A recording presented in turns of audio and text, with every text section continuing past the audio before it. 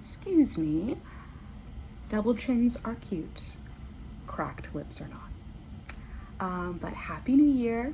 Happy January to the world. You are most welcome here. Here I talk about books, what I've been reading, what I'd like to read, and what I'm currently reading. So let's jump into January. Something that I wanted to do in January was read some authors that have been on my radar for a while, but I've never read any books by them. So we're starting with Gary Steingart, the book Country Friends.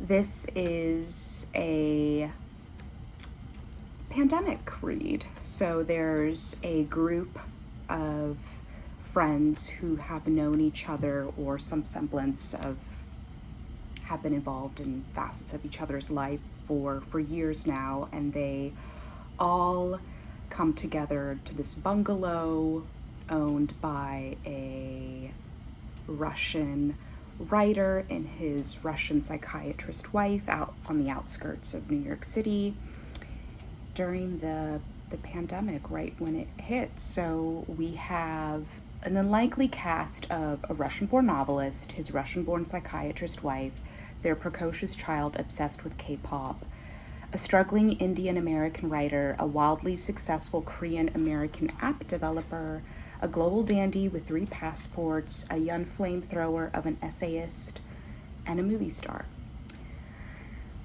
So the actor,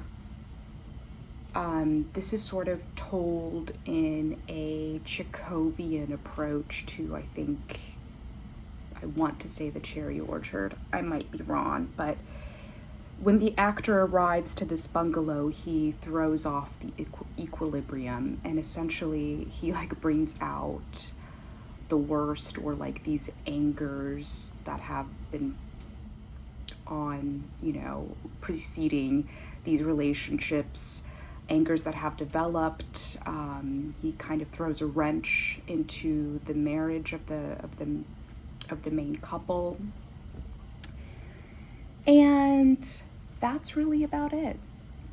I read, the New York Times said that a book that reads like a great Russian novel or Chekhov on the Hudson. No, this did not do it for me. I think there was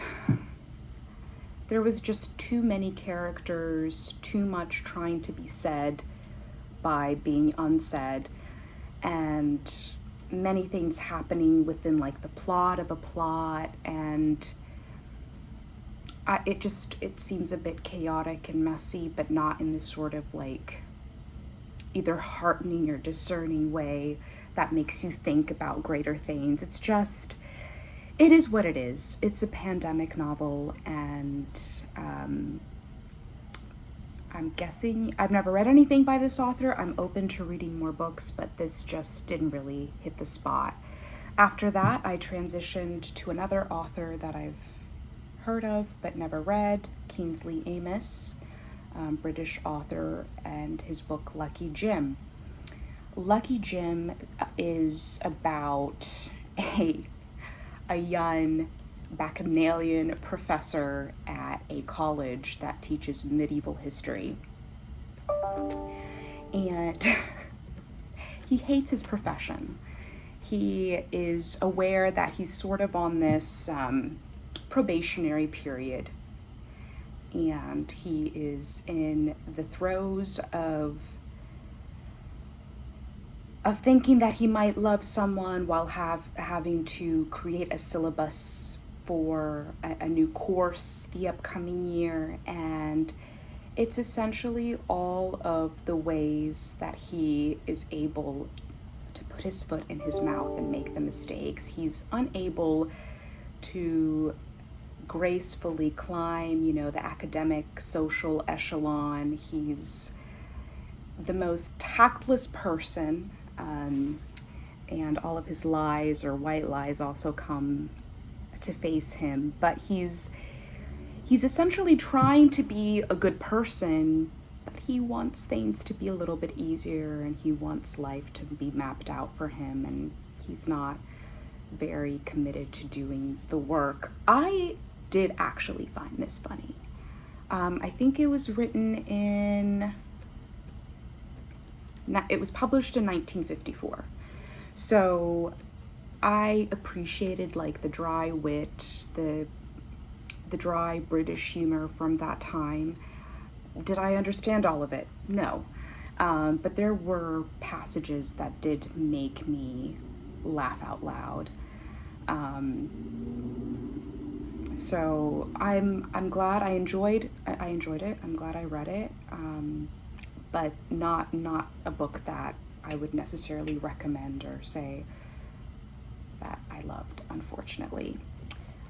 Next book we read this is a reread and probably my favorite of the month, but Love in a Cold Climate by Nancy Mitford. I love this book, and it goes with her other book, The In Pursuit of Love, that has been made within the last couple of years into an Amazon Prime series. Don't watch the Amazon version, okay? Do not watch it. There's a BBC version with Rosamund Pike that I highly suggest. It's delicious. And I had actually come across that on YouTube years ago, and that's how I discovered these books. But Love in a Cold Climate is a book about Polly Montdore, or the Montdores, who a very, well-to-do family that is sort of shattered. They only have the one daughter, and she is set to inherit the world. And they had her very late into their marriage, like 20 years or 25 years after they'd been married. And they're returning from a tour of India. And so Polly is young, but she's been out for a few years already in India. And her mother is spewing a bunch of vitriol against the fact that she's not able to love. But of course, she's a darling, a Lady Montdore. And this is all told by Polly's friend and one of my favorite protagonists of all fiction, Fanny, darling, who is the daughter of the bolter, but that's for another day. So it's Polly decides to marry Boy Dugdale after his wife passes. And apparently Boy is, or was at one point in time, her mother's lover. And she gets disowned. And so it's a bunch of trying to make peace with the fact that the Montdores are now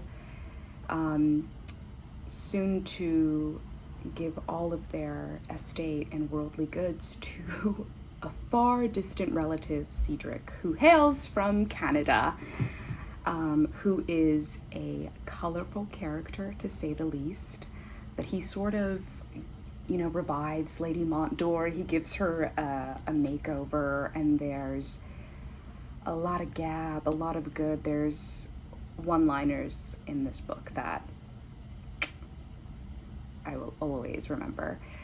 So this book I do highly recommend, just because Nancy Mitford is a favorite, and I also find it fascinating to follow the lives of the well-to-do when, crises happen, and so highly recommend. What else did I read? Okay, so I did read A Foreign Woman by Sergei Dovlatov.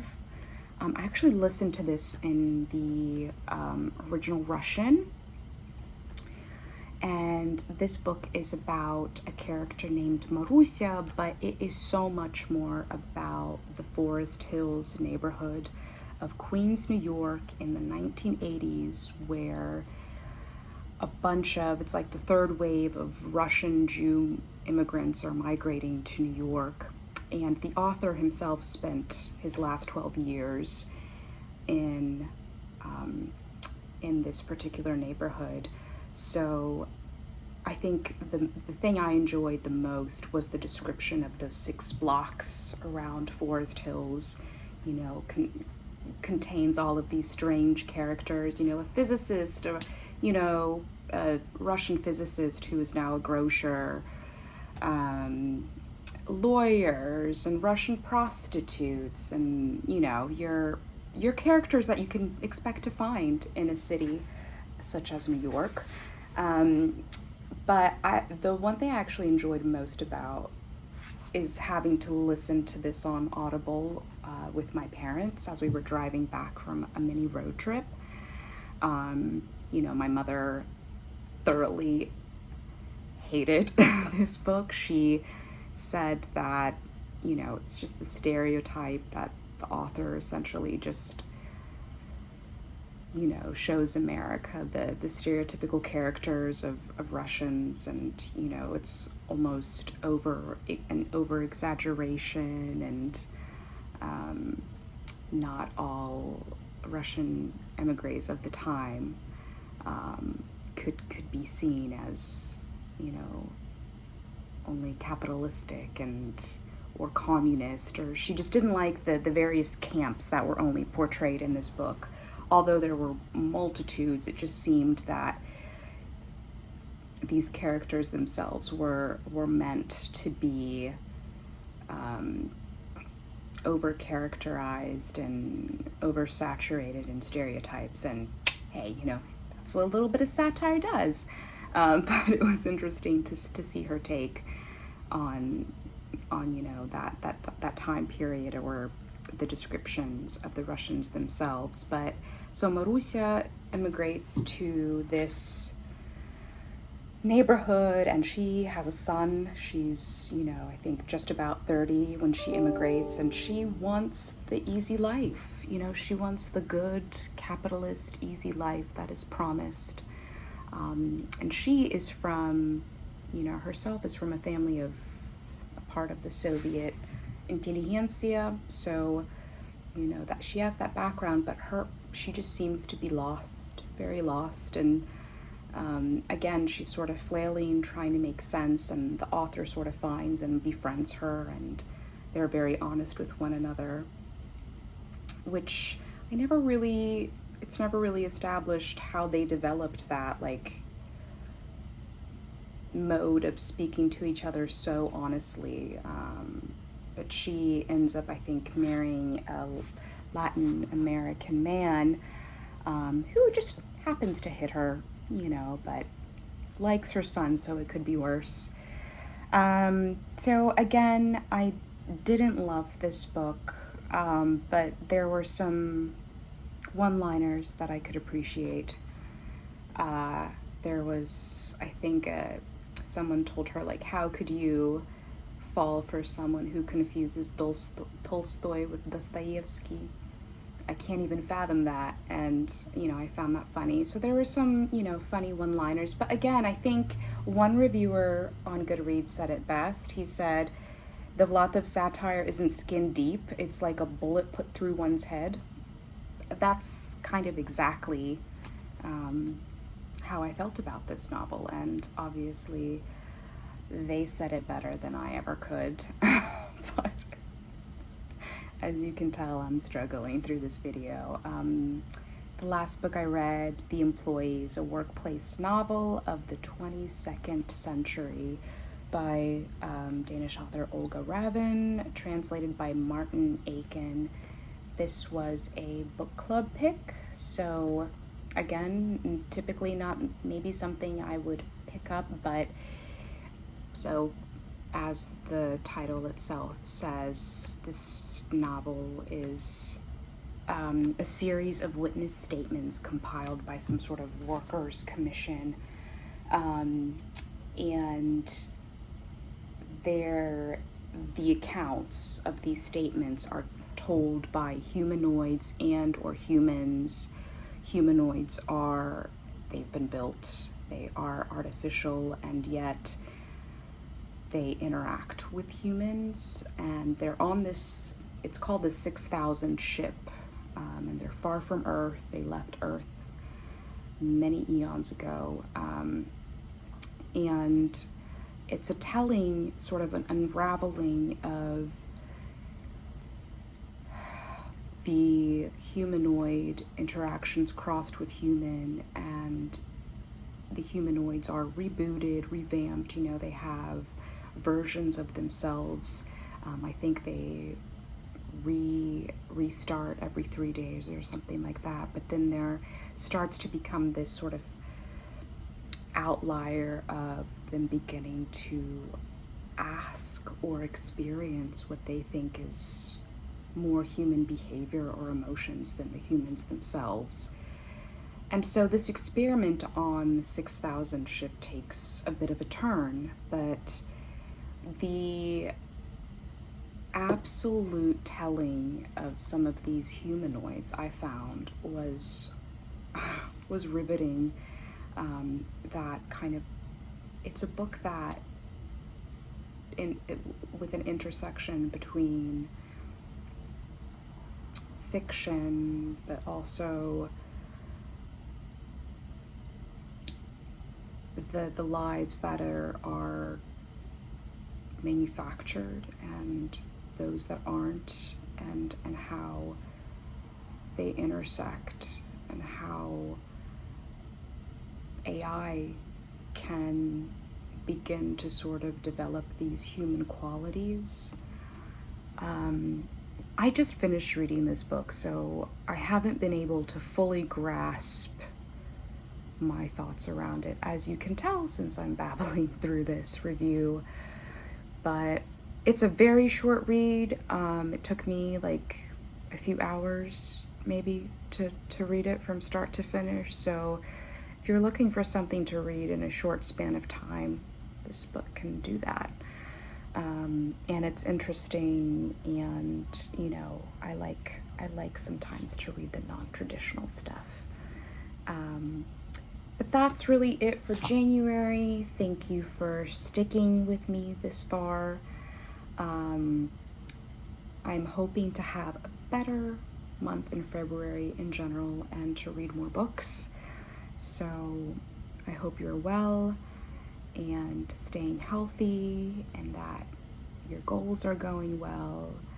And if they're not going so well, February is right around the corner. So, but thanks for watching, and I'll see you in the next one. Bye.